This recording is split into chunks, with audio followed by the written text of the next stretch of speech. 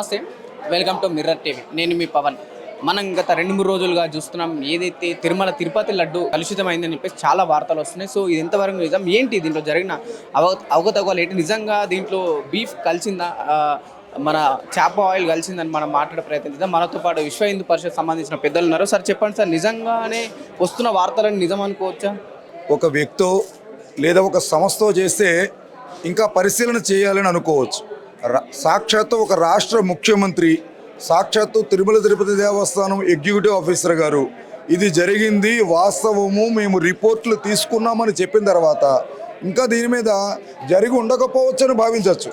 జరగలేదనే మాత్రం మనం నిర్ణయించుకోవడానికి అవకాశం లేదు. తప్పనిసరిగా ఈ అపచారం జరిగిపోయింది కాబట్టి దీన్ని ఏ విధంగా సరిచేయాలి, ఈ అపచారానికి కారకులైన వారిని ఏ విధంగా శిక్షించాలి, భవిష్యత్తులో ఈ విధమైన పరిస్థితులు రాకుండా ఏ చర్యలు తీసుకోవాలి, జరిగిన దానికి ఏ విధమైనటువంటి ధార్మికమైనటువంటి ప్రక్షాళన సంప్రోక్షణ చేయాలన్న దాని మీద సమాజము, టీటీడీ, ప్రభుత్వం దృష్టి పెట్టాలి. సార్, గతంలో ఎన్నడూ లేని విధంగా ఈ ఆరోపణలు వచ్చాయి. అంటే చాలామంది మన హిందూ దేశం కాబట్టి, హిందువులు ఎక్కువ నమ్మే దేశం కాబట్టి దాంట్లో ఎక్కడెక్కడి నుంచి వస్తారు తిరుమల తిరుపతి దేవస్థానానికి. కానీ ఎప్పుడు లేని విధంగా ఈసారి ఆరోపణలు వచ్చినాయి. గతంలో ఎన్నర రాని విధంగా ఇప్పుడే ఎందుకు వచ్చినాయి అసలు? ఇది గతంలో ఈ ఆరోపణ రాలేదు అంటే గతానికి ఇప్పటికీ వస్తున్న మార్పు ఏమిటి అని చెప్పంటే, తిరుపతిలో ఒక నాస్తికుడు చైర్మన్ అయిన పరిస్థితి చూసాం. తిరుమలలో ఒక assistant executive officer Tirumala Tirupati దేవస్థానం యొక్క కారు వేసుకుని చర్చికి ప్రార్థనలకు వెళ్ళడం చూసాం. తిరుమల తిరుపతి దేవస్థానం హుండీ డబ్బులతో నడుస్తున్నటువంటి ఒక విశ్వవిద్యాలయం వైస్ ఛాన్సలరు వెంకటేశ్వర స్వామి ఫోటోలు తీసేటటువంటి ఒక క్రైస్తవురాలు వేయడం చూసాం. కాబట్టి ఈ మార్పు గత ప్రభుత్వం నుంచి ప్రారంభమైంది.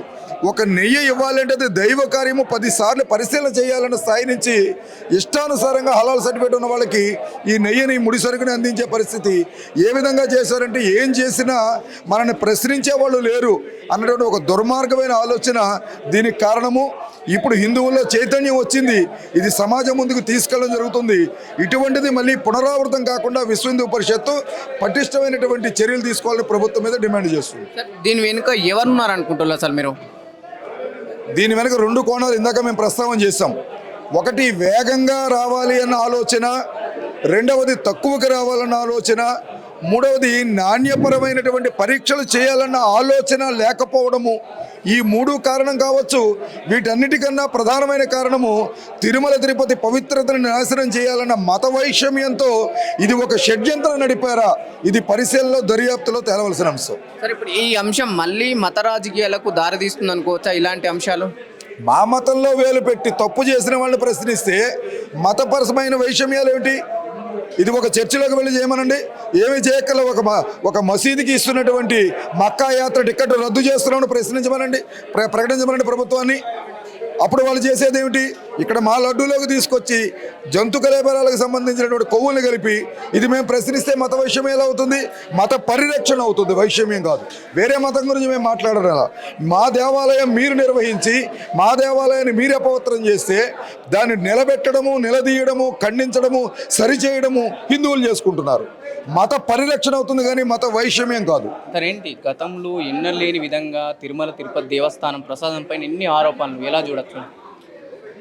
చూడండి, విశ్వ హిందూ పరిషత్ ఇంతకుముందే మీడియా ప్రముఖులందరూ, మా విశ్వ హిందూ పరిషత్ ప్రముఖులందరూ చెప్పిన విషయం ఏంటంటే, దేవుని నమ్మనోళ్ళు ఆ పాలక మండలిలో ఉండడము, దైవభక్తి లేని వాళ్ళు, హిందుత్వమును నమ్మని వాళ్ళు, హిందూ దేవీ దేవతలను, హిందూ కట్టుబాట్లను, హిందూ సంస్కృతిని నమ్మని వాళ్ళు అక్కడ పాలక మండలిలో ఉండడము, పాలకులుగా ఉండడం వలన ఈ దురదృష్టకరమైన సంఘటన జరుగుతున్నది.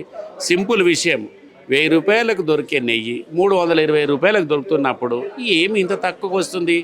ఏది కూడా ఇప్పుడు చిన్న చీప్గా వచ్చేది అంత స్టాండర్డ్ ఉండదు అని తెలిసిన తర్వాత కూడా దాన్ని కప్పిపెట్టిరంటే ఆ పాపం చేసినారు వాళ్ళు. తప్పకుండా గవర్నమెంట్ పోయింది. ప్రజెంట్ గవర్నమెంట్ కూడా ఆ పాపం చేసిన వాళ్ళకి రియాక్షన్ తీసుకోకపోతే దానికి కూడా భగవంతుడే చూసుకుంటాడు, తగిన శిక్ష ఇస్తాడు. సార్, వాళ్ళు ఏమంటున్నారంటే టీటీడీకి గవర్నమెంట్కి సంబంధం లేదు, అది సపరేట్ సంస్థ, గవర్నమెంట్కి సంబంధం లేని సంస్థ అని చెప్పేసి అటు గత ప్రభుత్వం కావచ్చు, ప్రస్తుతం వైఎస్ఆర్సీపీ పార్టీ ఆరోపిస్తుంది. ఎలా చూడొచ్చు? ప్రభుత్వాలు ఎవరైనా కావచ్చు, విశ్వ హిందూ పరిషత్ అంటే విశ్వాసము మొత్తము హిందువుల యొక్క విశ్వాసం కోసం పనిచేస్తుంది. విశ్వ హిందూ పరిషత్ అట్లాంటి మాటలను ఖండిస్తుంది. ఎందుకంటే ఏ ప్రభుత్వం అయినా కానీ ఇప్పుడు ప్రజెంట్ కావచ్చు, ఇంతకుముందు ఉన్న గవర్నమెంట్ కావచ్చు, అక్కడ ఉన్న డబ్బులను తీసుకుంటారు, అక్కడ ఉన్న దర్శనాలకు వాళ్ళని వాడుకుంటారు, అక్కడ ఉన్న పాలక మండలిలో అక్కడ టీటీడీ బోర్డు మెంబర్స్ కావచ్చు చైర్మన్లుగా నియమిస్తారు, అక్కడ నుంచి డబ్బులన్నీ కూడా డైవర్ట్ చేస్తారు. మరి ఇట్లాంటి అపచారం జరిగినప్పుడు, పాపకర్మ జరిగినప్పుడు దానికి బాధ్యత వహించకపోతే భగవంతుడే చూసుకుంటాడు. విశ్వ హిందూ పరిషత్ కార్యాచరణ ప్రకటిస్తుంది, అంతే. అంటే ఇంత వైరల్గా మారిన ఈ లడ్డూ ప్రసాదం అపవిత్రమైందని చెప్పేసి ఇప్పుడు ప్రజలకు ఆ నమ్మకంలో ఉన్నారు కదా, దీన్ని తొలగించాలంటే ఎలాంటి చర్యలు తీసుకుంటే బాగుంటుంది? తప్పకుండా పవిత్రంగా ఉండేవాళ్ళు, పూజ్య స్వామీజీలు ఉంటారు, సన్యాసులు ఉంటారు, పీఠాధిపతులు ఉంటారు. అట్లాంటి వాళ్ళతో ఒక ధార్మిక పరిషత్తాన్ని ఏర్పాటు చేసి వాళ్ళ చేతిలో పెట్టాలి. హిందువులకు సంబంధించిన మందిరాలు, హిందువులకు సంబంధించిన ఆచార విచారాలను గవర్నమెంట్ ఎండోన్మెంట్ అనే సంస్థలో పెట్టినరు. మిగతా వాళ్ళు ఇంకా ఇతర మతస్థులు ఎవరైతే ఉన్నారో వాళ్ళకు మాత్రం వాళ్ళ పాలన అప్పచెప్పారు. కాబట్టి ఎవరికి ఏ దాంట్లో విశ్వాసం ఉంటుందో వాళ్ళకి చెప్పాలి. తల్లి బాధ్యత తల్లి, తండ్రి బాధ్యత తండ్రి, అట్లా చేయాల్సిన అవసరం ఉంది. ఇక్కడ ఎందుకు ఇవి జరుగుతుందంటే ఇతర మతస్థుల యొక్క ఇన్వాల్వ్మెంట్ వల్ల ఇతర మతస్థులను ఎక్కడ అక్కడ ఉంచడానికి లేదు. తర్వాత ధార్మికంగా ఎవరైతే పవిత్రంగా పని చేయగలుగుతారో హిందువు సంబంధించిన వాళ్ళనే అక్కడ పాలకులుగా ఉంచాలి. పాలక మండలిలో ఉంచినప్పుడు తప్పకుండా మంచి జరుగుతుందని విశ్వసిస్తాం. సార్, మళ్ళీ ఏ దేవాలయంలోనైనా ఇలాంటి తప్పిదోవలు జరగకుండా ఉండాలంటే ఏ ప్రభుత్వాలైనా ఇలాంటి చర్యలు తీసుకుంటే బాగుంటుంది?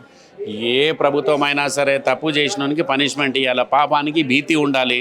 ఇప్పుడు మనం ప్రపంచవ్యాప్తంగా చూస్తున్నాం, తప్పు చేసిన వాళ్ళు ఎక్కడ శిక్ష లేకుండా బతకట్లేదు. దేశాలు కావచ్చు, వ్యక్తులు కావచ్చు, ప్రాంతాలు కావచ్చు.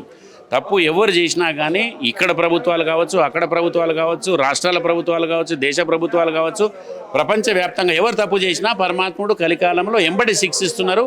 గత ప్రభుత్వాలు ఇక్కడ కూడా చూసినాం మనం, ఈ రాష్ట్రంలో కానీ పక్క రాష్ట్రాల్లో కానీ ఈ దేశంలో కూడా చూస్తున్నాం, ప్రపంచ దేశాల్లో కూడా చూస్తున్నాం. తప్పకుండా వాళ్ళకి శిక్ష జరుగుతుంది.